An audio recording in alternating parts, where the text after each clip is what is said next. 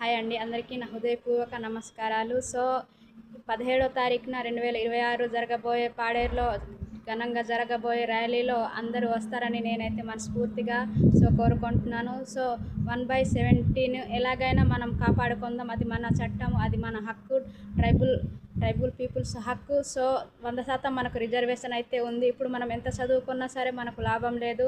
ఎందుకంటే ప్రస్తుతానికి ఉద్యోగాలు లేవు. ఎంత చదువుకున్న వాడైనా సరే కూలి పని చేసుకొని బతకవలసిందే. ఒక్కటి గమనించండి మిత్రులారా, నేటి బాలలే రేపటి పౌరులు అంటారు కదా. ఈరోజు మనం పోరాడితేనే రేపటికి మన పిల్లలు భవిష్యత్తు బాగుంటుంది. అందరూ ఆ ఒక్కరోజు అయితే మీరందరూ పార్టిసిపేట్ చేయండి. మనం 10 చేతులు కలిస్తేనే పంట అనేది చేతికి వస్తుంది. గమనించగలరు. ట్రైబల్ అంటేనే పవర్ఫుల్.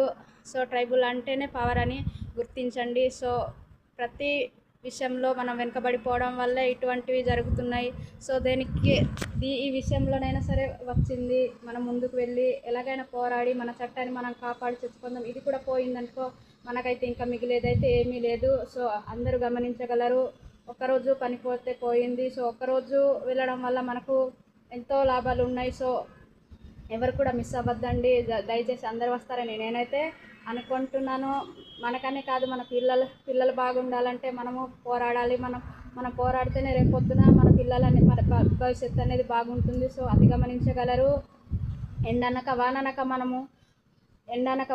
మనము ఓట్లు వేసి ఒక నాయకుడిని ఎన్నుకుంటాము.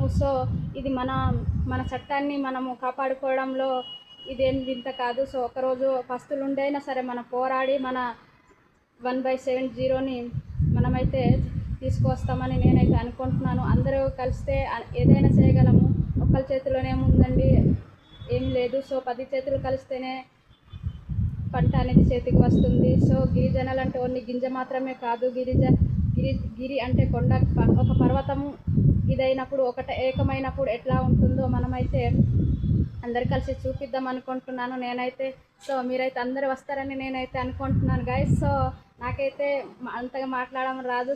మీరైతే కామెంట్ చేయండి, లైక్ అండ్ షేర్ చేయడం మాత్రం మర్చిపోకండి. నేను తప్పుగా మాట్లాడుంటే నన్నైతే క్షమిస్తారని నేనైతే అనుకుంటున్నాను ఫ్రెండ్స్. ఫస్ట్ టైం నేను ఈరోజు ఇలా మాట్లాడుతున్నానంటే కేవలం ఎందుకంటే మనం చాలా వెనుకబడిపోయి ఉన్నాము. మనకున్న మన హక్కుల్ని కూడా మనం కాపాడుకోకపోతే రేపొద్దున మన పిల్లలకి మనం ఏమి లైఫ్ ఇవ్వగలం చెప్పండి. చాలా చదువుకున్న వాళ్ళు ఉన్నారు. ఆ చదువుకున్న వాళ్ళకి కూడా ఏమీ లేదు. ఇప్పుడు మనం చదువుకొని కూడా ఖాళీగా ఎందుకు ఉంటున్నాం? బయట తిరగాలంటేనే చాలా బాధాకరమైన విషయం.